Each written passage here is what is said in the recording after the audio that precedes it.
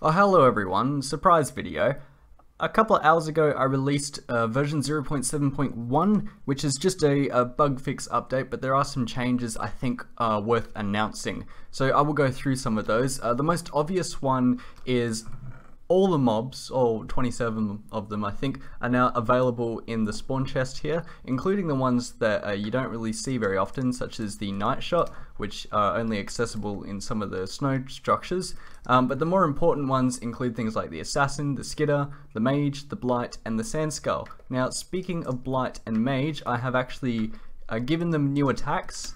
They're not supposed to be new in this version, but there was a bug which stopped them from doing the attacks. So the first thing you should notice is that the levitation effect is actually tracking me now, and it gives me levitation when I crash into it, which is something it didn't do before. And the other thing is the fire that it emits didn't actually burn anything, which was a problem. So now it does, and the mage is a lot deadlier now. I don't think that would affect anyone, because I'd be surprised if you found a mage this early into the game, but you never know. Anyway, now the blight, another mob which can only be found in the snow. Okay, that bug with the leather armor, that will only affect spawn eggs, by the way. Nothing I can do about it. But you can notice this ring, this didn't spawn before, now it does. That's the only difference with the blight. There you go. So I think that's pretty cool. There was another bug which involved the crafting table. Basically, people were trying to craft micro tree farms like this. Now, this was the old recipe. I actually forgot to update it on the wiki. You now need 16 cobblestone on either side to make this work. And I think these need to be swapped over as well. Yep, that's right, and that's how you get a micro tree farm. Speaking of the micro tree farm, it doesn't work the way it used to. I mentioned this on the wiki now as well. So basically what you need to do is you need to put the micro tree farm on top here, and then a sapling underneath, and then of course we need to actually power it. And it doesn't activate via redstone. This is the only machine that activates automatically besides the amethyst sunpad, which is explained on the wiki as well. There will be a video coming out which explains how every machine works. That's going to be in another no commentary kind of showcase, but you'll see that this will start collecting some saplings on its own. By the way, I thought I'd mention is that if you power it, then the items will just stay on the top here, just in case you want to flush it away with water or whatever, because it's kind of difficult to move it around with observers. Speaking of observers, there used to be an issue where if the observer was actually detecting something, then it would no longer push the machines along. That is now fixed for this version, so if your observers are activating for whatever reason, probably because there's redstone wire here and your machines are stuck, that should be fixed now. And I'll explain how to update your worlds in a sec. It's actually not as difficult as you might think. Now, there was another bug where the block breakers could destroy hoppers, which might not be considered a bad thing, but the mobile deployer actually creates hoppers below it. So if you've got a block breaker right next to it, then you can actually infinitely create hoppers, which is a problem. So the thing I did was I made it so it just doesn't break hoppers at all anymore. So there you go. And this can actually be really useful because now you can have hoppers in the middle of your large block breaking systems, however you want there. Now, there's another issue with the quarry that people were actually reporting. Now, I understand why you were having trouble here, because you can't actually place buttons on the bottom here, and you can't power it like you normally can. I will probably fix that for version 0.8, because there doesn't really have to be storage here. I think I kept that there for a reason though. So you've got to actually power it from here.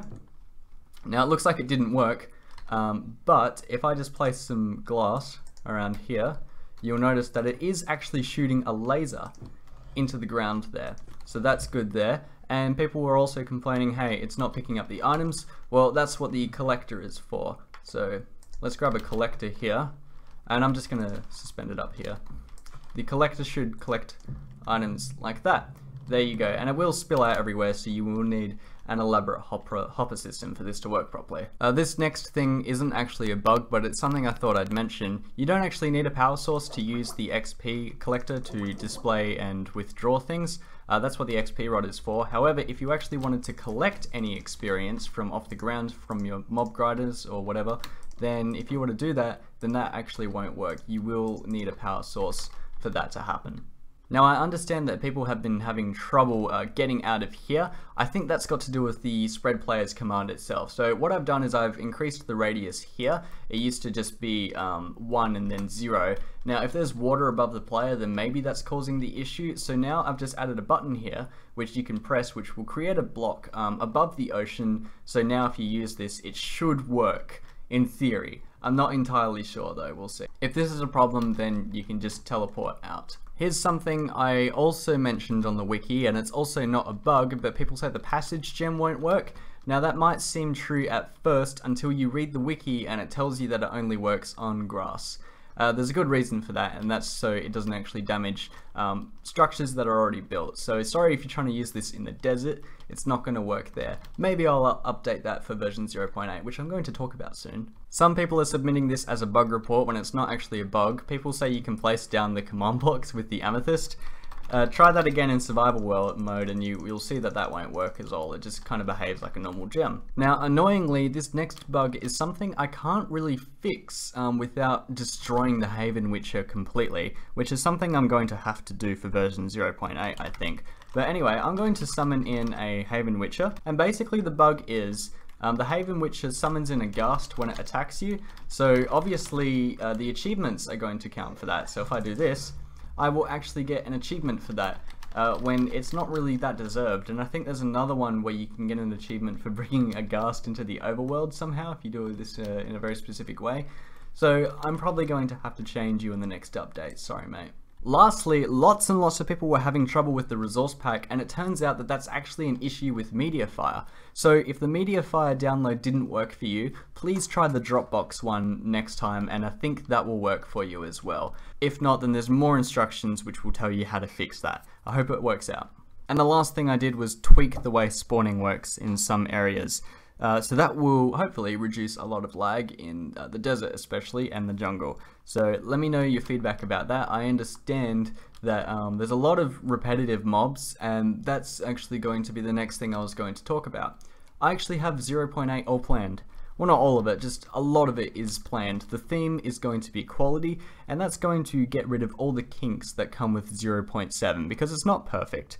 It's not very well polished, and the focus of version 0.8 is to fill in all those gaps, not in terms of just lag and performance, but also in terms of how the game plays out. So more mob variation, more balance in the amount of mobs that you come across. So sometimes there's too many mobs, sometimes there's just not enough.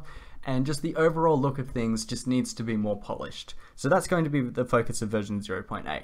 Anyway, if you want to update to this version, all you have to do is to drag and drop the files into your world save just like you're installing it again, except this time you don't have to create a new world. You can just drag and drop the files into your existing world and everything should work well.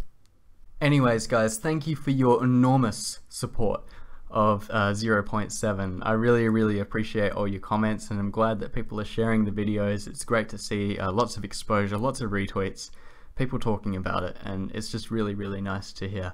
So thank you guys. I'll see you in the next one.